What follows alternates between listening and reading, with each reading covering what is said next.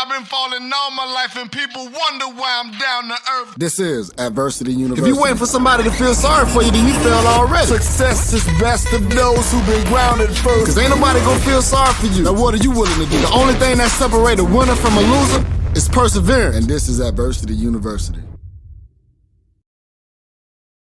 All right, everybody, welcome back. This is Adversity University, the art of growing through trauma.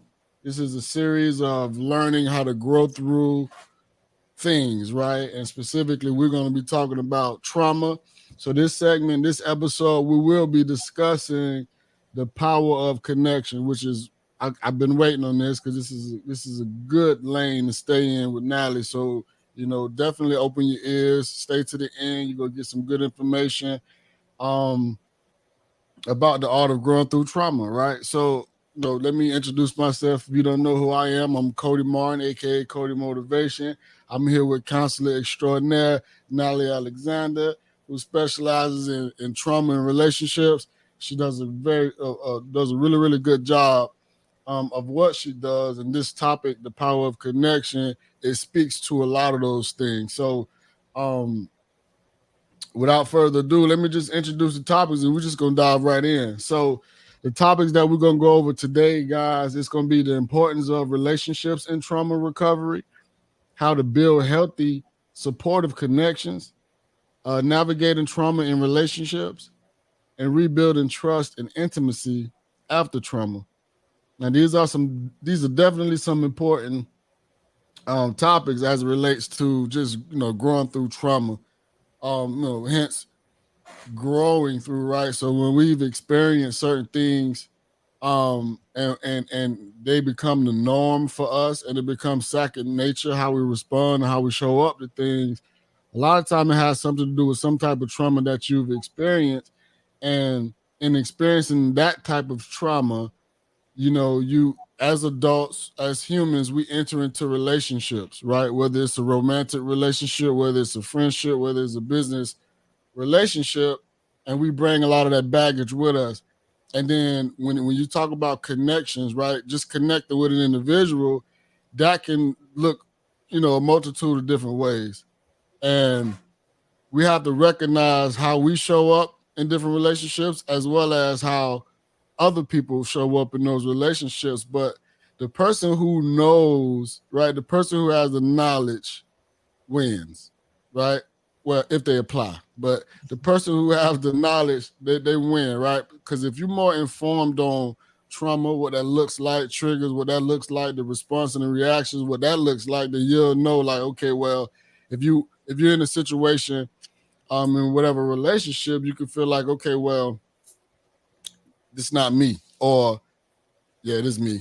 You know what I mean? Like, so you don't have to own everything. You can put it off when rightfully, the word it's appropriate. When it's appropriate, right? Mm-hmm. All right. So without further ado, now I just want to kind of just in the lane of what I was just talking about, and even speaking to, just the different traumas and relationships and just having those connections. How do just in general, how do trauma affect relationships, period? Let's just start there. Well, essentially, trauma affects relationships in a few ways. I have to start with how it affects our relationship with ourselves, like individually. Once we have internalized the trauma that we've experienced, then there tends to be a disconnect from self. And when we're disconnected from self, we're disconnected from the world around us and the people around us, unable to be present, unable to be emotionally connected, in the sense that our emotional IQ is affected, our emotional intelligence is affected, because feeling something inside our body starts to feel unsafe. And a lot of times people numb in several different ways. They suppress their emotion, or they get into addictions and all those kinds of things. Mm-hmm. So in relationship with other people, we tend to make conclusions about other people that are not reflective of really what's going on. So let's say for somebody who's grown up in a chaotic environment or in an environment where there was a lot of disrespect. I believe you shared something like that in your experience, Cody. Anything that when you've experienced trauma, you've internalized the disrespect. Anything that looks like disrespect in your relationship with other people triggers you back to it and then deepens the disconnect from the people that you are perceiving this disrespect from. A lot of words, but does that make sense? It makes a lot of sense. Yeah. So it's like, and I'm glad you brought up the disrespect portion of it, because that's definitely the root of a lot of issues, and you know, in a result of trauma, past trauma that people, you know, have experienced in relationships or otherwise, that we kind of got to, you know, get a grasp to. I think that like what you were mentioning, I didn't feel respected a lot when I was younger, right? A lot of people didn't feel respected a lot when they were younger. So when people show up as, you know, their normal self, if it feels and looks like something in the past or a situation in the past that you didn't feel respected, now you feel disrespected and you're going to respond or react accordingly, which, you know, is not always a good thing. It's not always a bad thing. So sometimes you got to check it at the door, right? So, yeah, that's important. So when we talk about past trauma and current relationships, what's the importance of trauma as it relates to just relationship recovery? And I guess when we speak about relationship recovery, let's just be real plain and simple. People fall out, right? People have issues. People have, like we just mentioned, past issues that's brought to the present that they can't seem to shake in certain situations and relationships, although they may value a relationship. That past trauma don't help them move forward in that relationships. So how important is, you know, how important is the strength of those relationships in trauma recovery? Yeah, that's really good thought, Cody. Some relationships will just be lost. Yeah. In some cases, there is no recovery because of the influence of that past trauma. Yeah. And that's unfortunate in some relationships. Some cases, people can realize, oh my gosh, it was the trauma that was informing how I behaved in that relationship. And I'm willing to do the work. I'm willing to dig deep and to find the newer version of myself. And if all people involved are willing to do the work, then there are greater chances of recovery, relationship recovery. And what comes to mind also is the difficulty in relationship recovery when you have to do that kind of work, because a lot of times the root of the trauma is the relationship that we had with our parents or the way our parents related to us.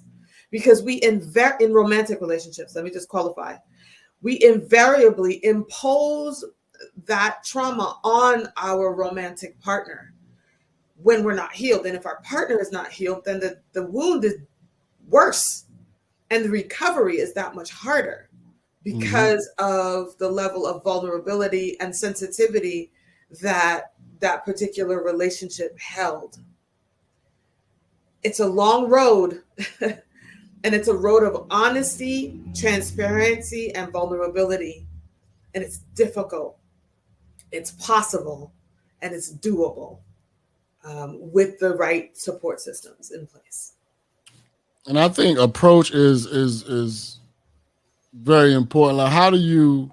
And this is I'm bringing this up because I know a lot of people ask me about these things, and I want to, you know, take my time in responding to it. But when you have two people that's not healed, or a person that's healed and a person that's not healed, how do you approach the situation when you recognize?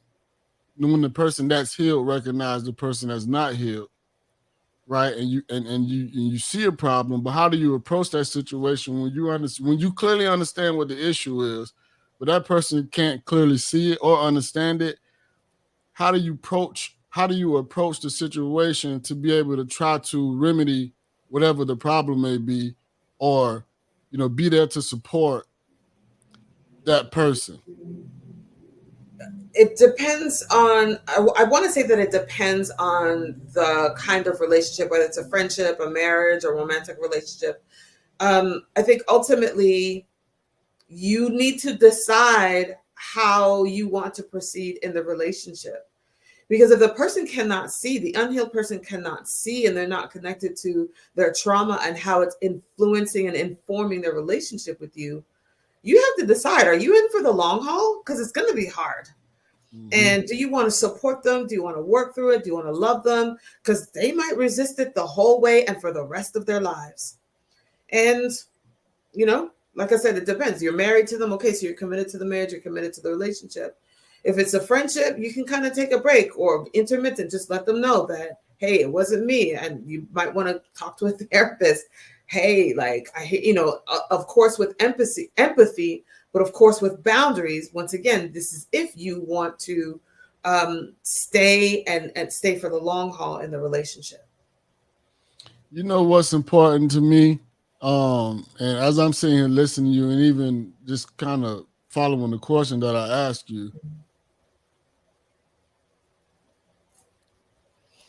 information and knowledge is so important. It's I mean, and it needs to be broken down to the most simplest form, because you have millions of people that are sitting in relationships who wish the behavior in a relationship would change, right? Mm-hmm. Who wish that they can be understood, mm-hmm. right? Feel seen, feel heard. But the other person may feel as if they do see that person, they do hear that person, mm-hmm. right? They do value that person. But it's like it's never an easy time to tell somebody, man, you just blind. Like, you don't see nothing. Right. And you blind, you don't see nothing. And here's the thing, Cody. Sometimes they don't want to see it. You're talking about knowledge and, you know, knowledge being an important factor. Some people just don't want to know. Yeah. Some people just don't want to know. They don't want to do the work. It's hard. It's hard to face yourself. It's hard to face the people that you love. And the fact that they did you wrong, you know, mm-hmm. that they were the cause of the trauma. That's hard work. Some people just don't want to do it. Some people just want you to accept them where they are, how they are, and stay. Most people. You got friends. Everybody got that one friend or the couple of friends who they be like, oh, that's just so and so. You know how they gonna act. That's just so and so. And then like forever, everybody gets a pass, right? But everybody, you can't, for the long haul, for the rest of your life, just give people passes without addressing certain situations, because now you're enabling that behavior and those actions. And ultimately, that person is never going to change. It's just going to show up as who they are. And I think that it's doing them a disservice, and the person that they may end up with, or friend groups that they may end up with, to not check them at the door, to not let them know, okay, man, this is what I see. This is what I observed from you. You need to do better. You need to be better. So I love and I respect your lingo, your verbiage, right? You are so blind. You need to do better. You need to grow. You need to change this thing. I respect that. But when we're dealing with trauma, you know, as a therapist, as a woman, I'm going to come on the soft side.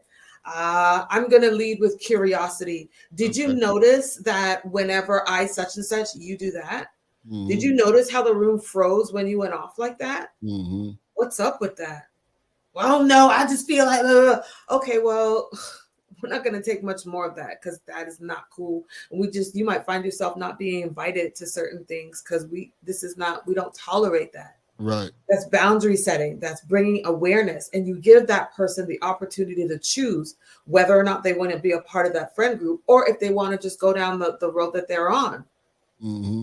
So like I said, you might lose a friend. The relationship might dissolve because the other person's just not willing to do the work at that time. Mm-hmm. Later on in life, they might. Later on in life, they might not. But they won't be in your life because you said that you brought awareness in a gentle, loving way, Mm-hmm.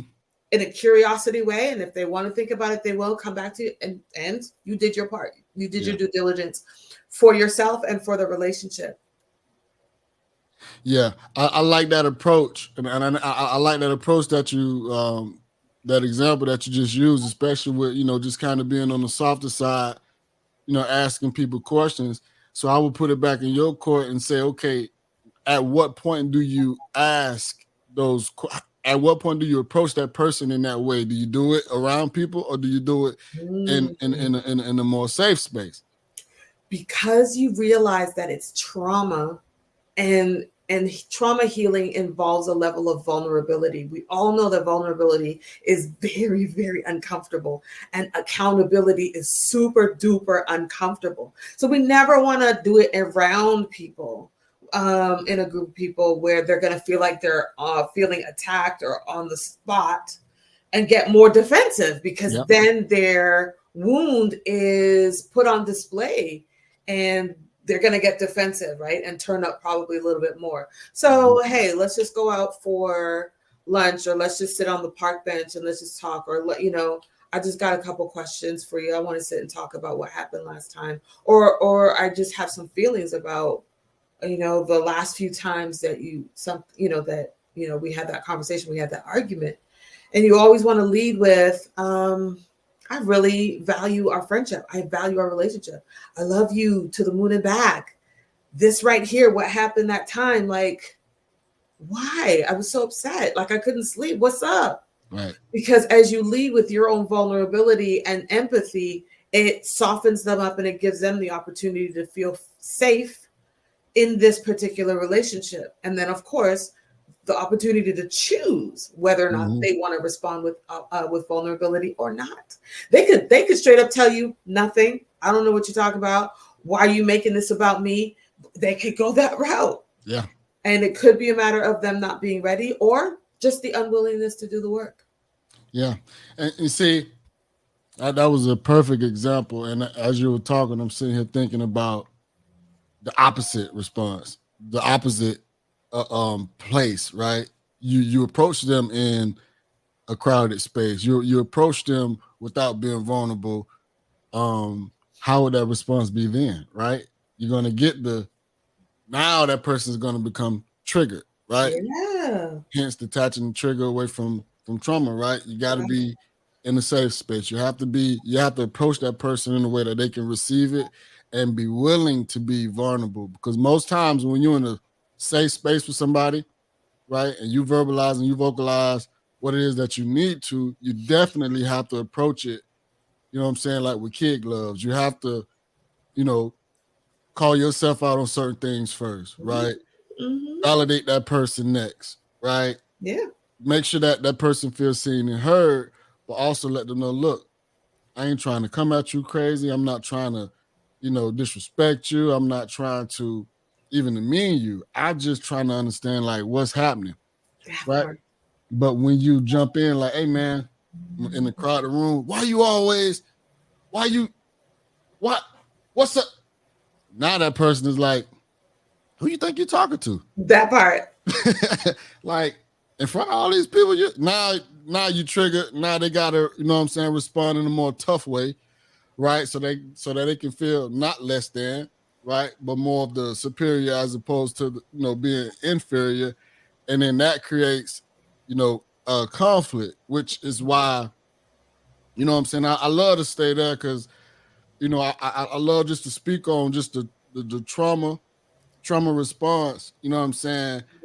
Or I'll say, well, I was just about to shift something, but I like to really speak on just the ability to approach someone in a soft manner to get the response that you want, right? You get more you get more flies with honey than you do with vinegar, right? So you can't come at people in such a bitter and aggressive way and expect them to just, bow down and respond to you in such a soft manner. You gotta, you get what you give. So if you give somebody, you give them the approach in a safe space to be able to, voice their opinion, voice their thoughts, and voice their experiences. 9 times out of 10, especially when it's one-on-one in a safe space, 9 times out of 10, you're gonna get everything that you're looking for, and even more. I've personally had times where I've had conversations with people, and I came at them rough, right, and the response was rough, right, and and it's just like when you come at somebody rough and the response is rough, you still trigger, even though you started it. Now you coming at them rough, and now it's just like this whole rough back and forth, right? Right. But I've also had times where you approach somebody one-on-one in a safe space, and you put the disclaimer out there at first. You know what I'm saying? You become vulnerable at first.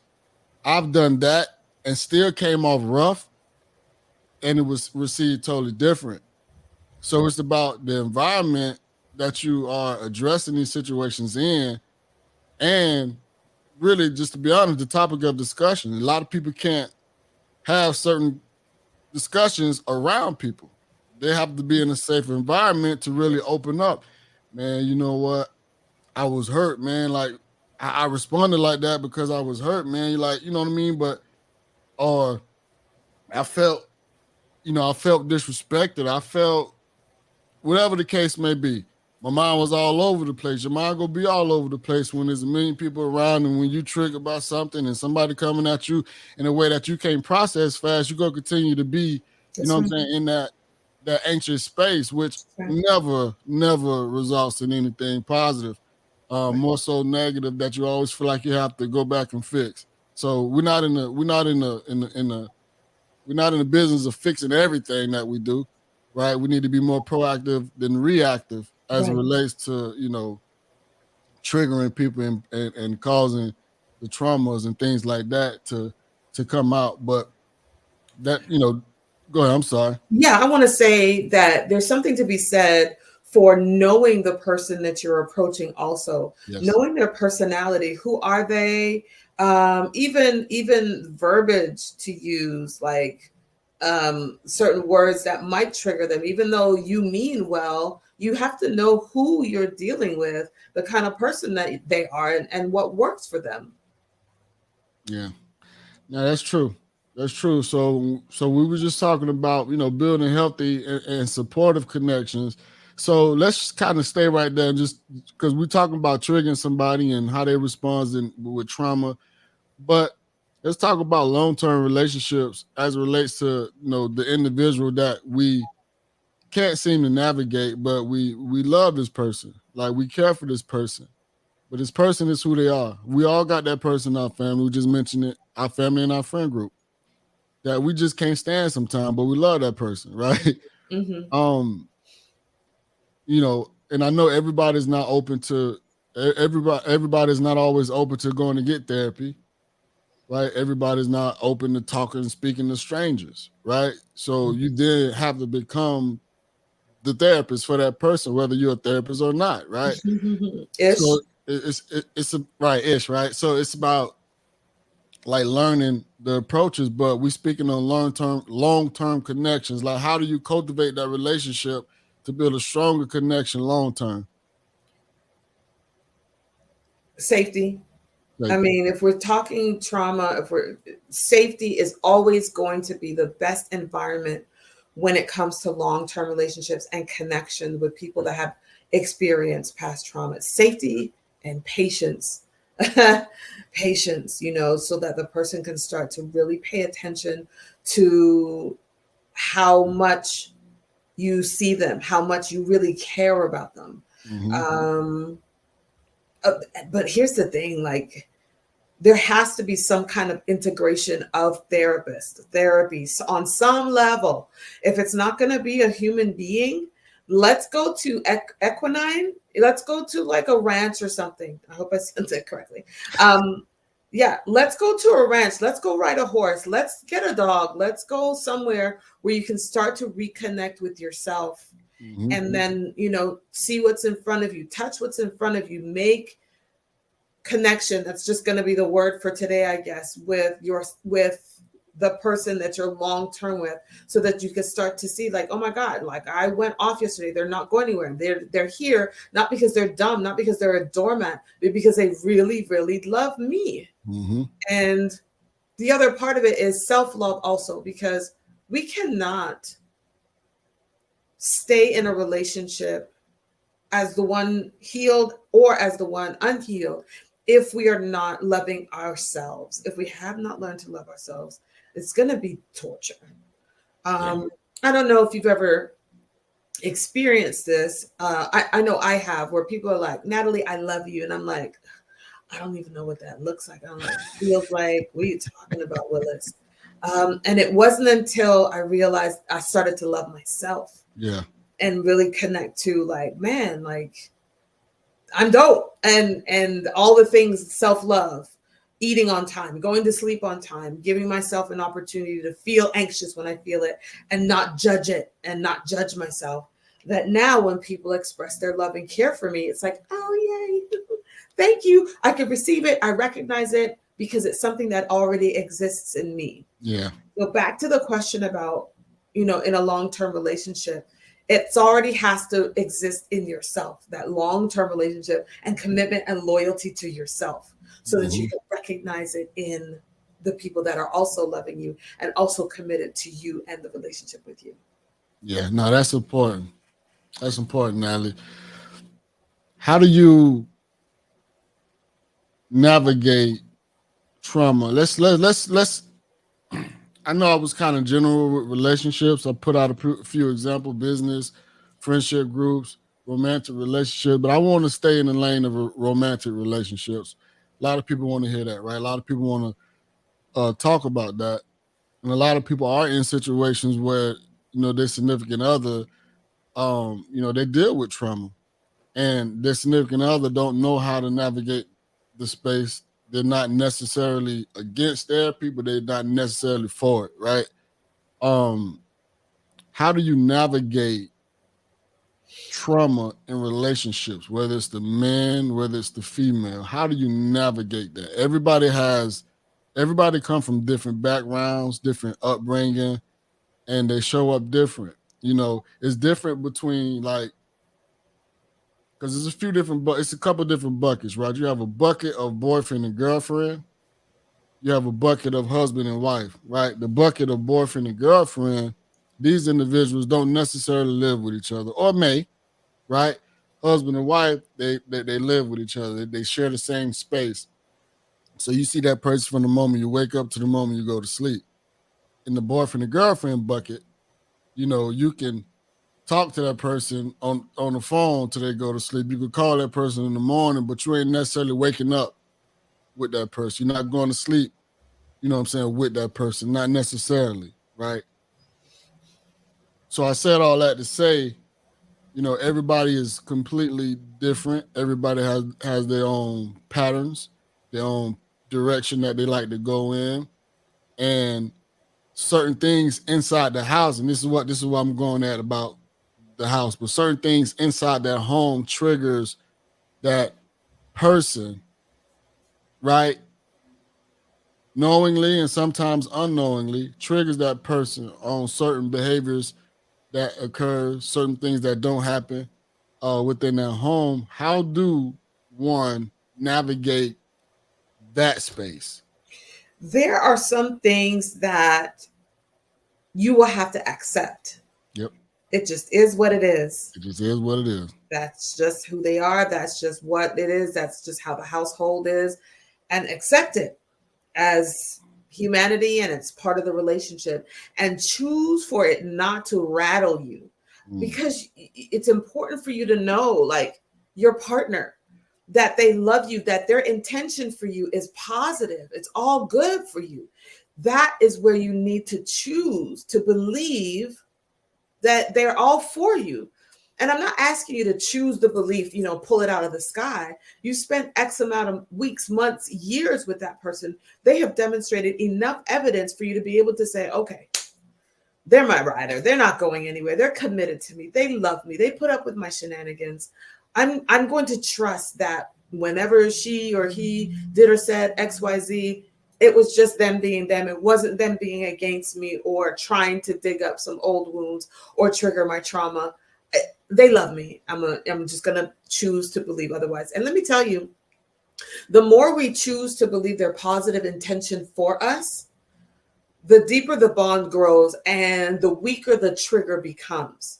And I'm just going to do a shameless plug. I write about that in my book, The Magic of Relationship Resilience, where I encourage the women readers to believe his positive intention for you. There's enough evidence for it. And when he says whatever he's saying to you, he means it. He's in your life. He has committed to you. So believe it, especially when he's shown it. Men are just not men that are serious in a relationship, they're not just gonna mindlessly say different things. No, they're very intentional. Believe it. And then they show it, their actions behind it. Their intention for you is positive. And that also helps with healing from trauma.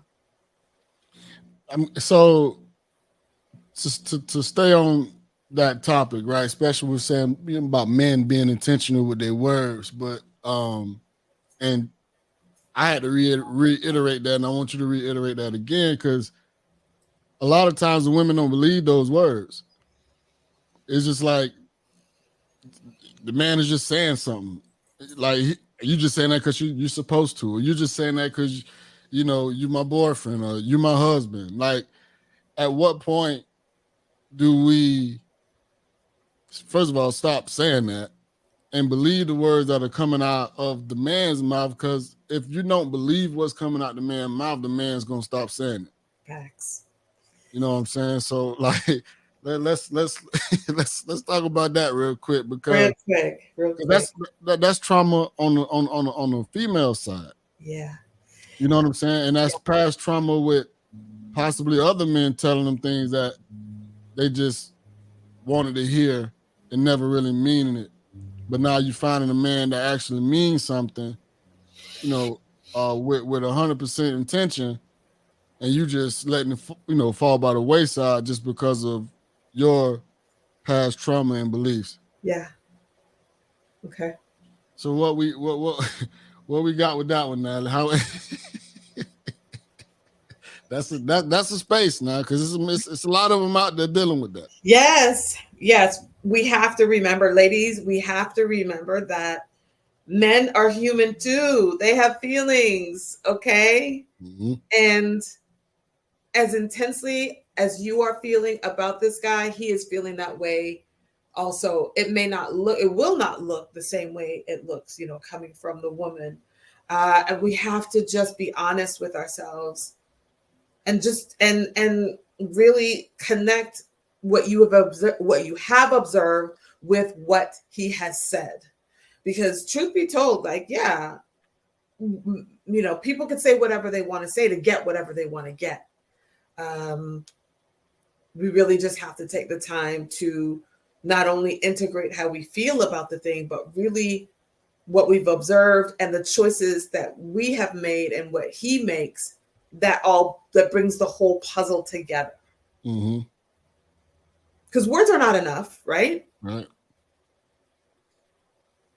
The fact that he is showing up the way he shows up consistently is evidence in and of itself that you can trust his words and connect them to his actions. Mm-hmm.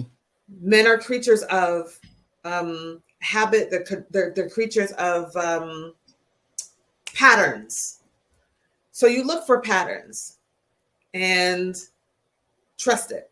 Mm-hmm. Trust it. Whether it's Mm-hmm. a positive pattern or negative pattern, trust it. Yeah. No, that's the truth, because y'all definitely have, this woman's intuition that's more times than not is real, right? Right. And that's definitely a space that women need to need to stay in. But coming from a more positive aspect, I think that women fear so much that and I don't want to get on this whole women and male situation, but you just just experience. But women fear so much to they kind of push people away, push men away in a sense, right? And again, it's because of the lack of trust, because of the past, right? In which they got a right to feel that way. Yeah. They got a right to view things that way, just like a man would have the right to feel a certain way and view things a certain way. But it's not always the most healthy thing to do is to kind of read the book by its cover, or you feel like you saw this movie before, so you already know what the ending is. Right. You know what I mean? Like right. that. That's a dangerous place to kind of be in, especially if you're looking for something long term. Yes. Yeah. I don't know. So now when you have experienced trauma, right, and you've experienced relationships, and you feel like, well, I've experienced a handful or two Right. of people that I can't trust, people that don't mean what they say, Right. people that kind of lead me down the one-way street blinded, right? Right. How do you rebuild trust in the future as it relates to that? You rebuild trust, whether it's that significant other that you're struggling with, whether it's another person that you began to become, in a relationship with. How do you rebuild that trust and that intimacy and that connection with the next person, knowing that you have all this past baggage attached to you? Boundaries. Yeah. It's the thing of, you've been through the trauma, you've been through situations where he's led you blind, or he's taken advantage of your femininity, he's taken advantage of your vulnerability or your naivete. So moving forward, you set boundaries and you communicate the boundaries on the front end with full honesty with yourself, like what you will put up with for real, or what you won't tolerate for real. And then it's the work of practicing the boundaries, maintaining them, setting them. Because once again, you leave that person to decide whether they want to stick around or whether they want to respect the boundaries. That's what helps you feel safe. And that's what helps bring the connection to yourself and to the other person. When that person decides to respect your boundaries, it's like, whoa, they really do care about me. They really want to be with me long term. They really, wow, this is really different. Yep. No, and now that when the person respects another person's boundary, right? That's just the ultimate respect, in my opinion. But when the person that put up the boundary get the response that they're looking for, it's one of those situations where they could then feel whole again, right? They could then feel respected. But what about the times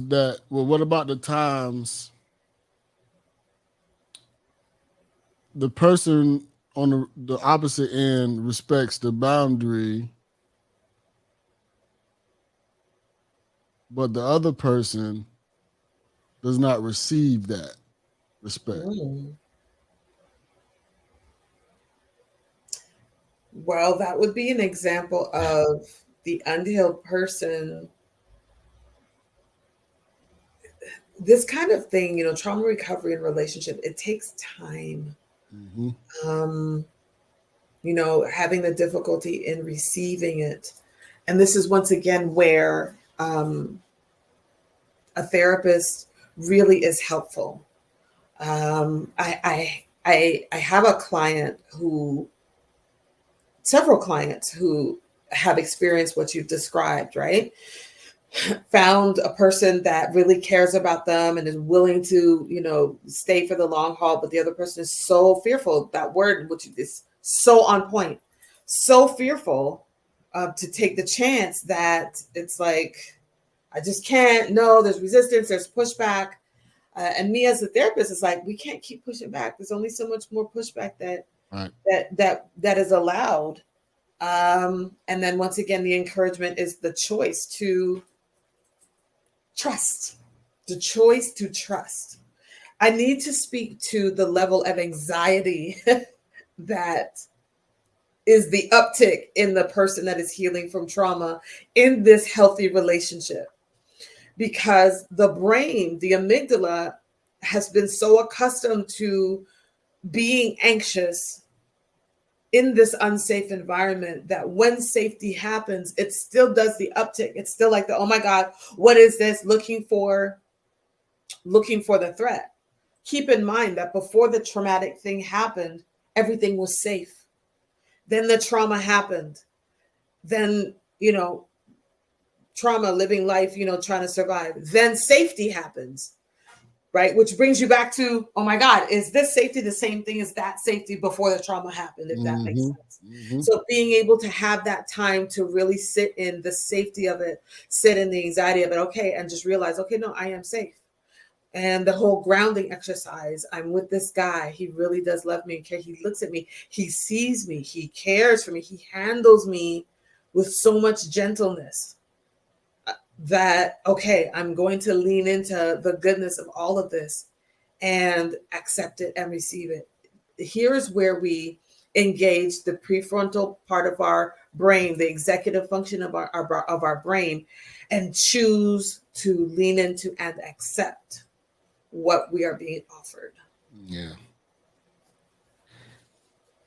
It's a journey. It's a lot to navigate. Woo! The space of trauma it's a lot to navigate, but it's so worth it. You know what I'm saying? Yes. And I don't want to confuse the listeners, and I don't want them to think that it's a bad thing, right? It's an unhealthy thing just to kind of sit with trauma, but it's not necessarily a bad thing. It becomes bad when everything around you start to kind of crumble. Right. Your employment status, your relationship with your kids, your relationship with your spouses, your relationship with your friends.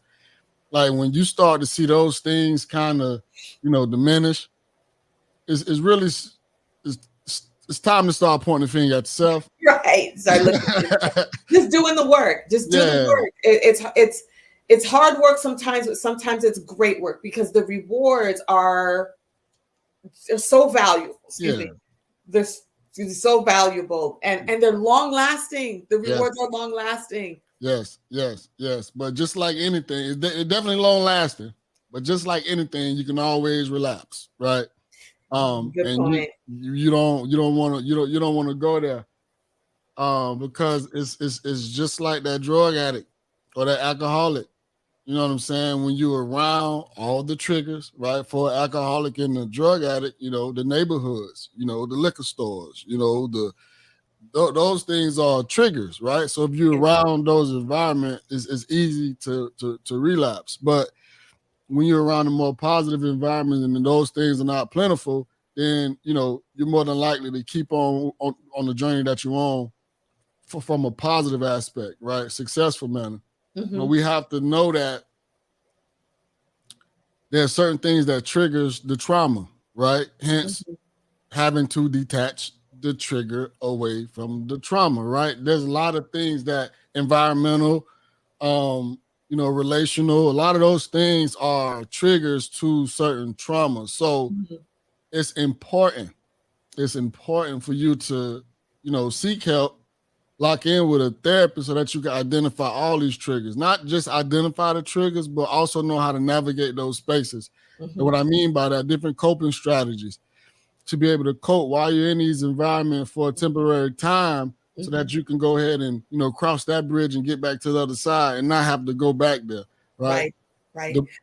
Go ahead. I'm sorry. Go ahead. Yeah. I'd like to speak to, and maybe it's a little bit of a challenge to this overarching belief that I believe that relapse happens, but I've also learned that the cure to alcoholism and addiction is not drinking, it's intimacy. Yeah. The cure to those things is intimacy. Intimacy happens in safe spaces. So an alcoholic can be recovered, healed, because he or she understands and has embraced intimacy, has embraced connection to himself and to the people that love him or her.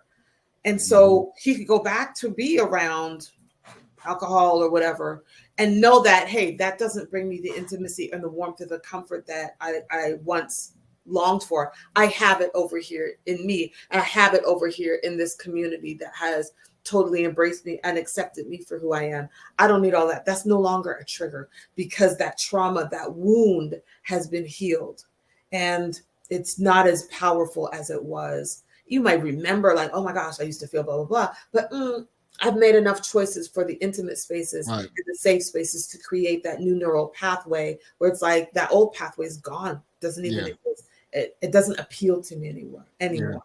So I wanted to speak to that and also bring, that perspective to the healing part of it. No, that's a great way to wrap, Natalie, because the intimacy is very important, because a lot of people that are triggered by a lot of things oftentimes feel like they're sitting on the island, right? Mm-hmm. And they don't have any safe spaces to visit, right? And that's what kind of pushes them back in the corner of their old way of thinking and living. So, that was great, Natalie. I definitely appreciate your insight. Thank you.